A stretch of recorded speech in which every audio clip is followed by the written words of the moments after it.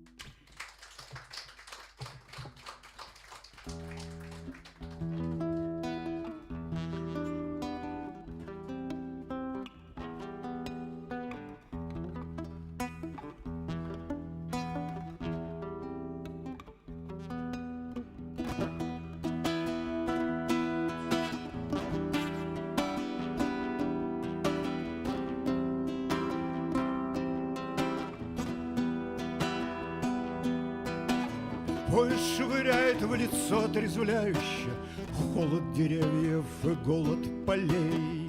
День уходящий, день наступающий, просят похмельно: налей да налей. День уходящий и день наступающий, просят похмельно: налей да налей.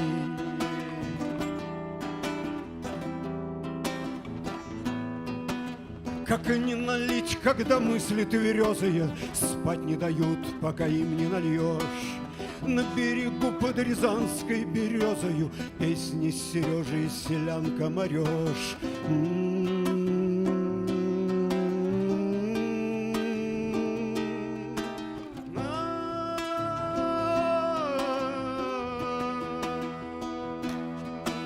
Как не орать, коль душа разрывается от безответной кочизни любви. Если бы знать мне, за что я покаялся, да от стыда бы себя и убил. Если бы знать мне, за что я покаялся, да от стыда бы себя и убил.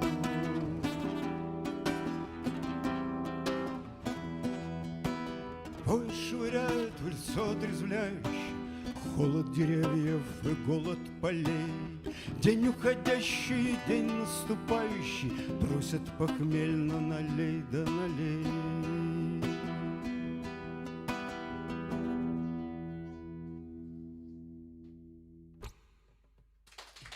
Спасибо, извините, что нагнал тоски.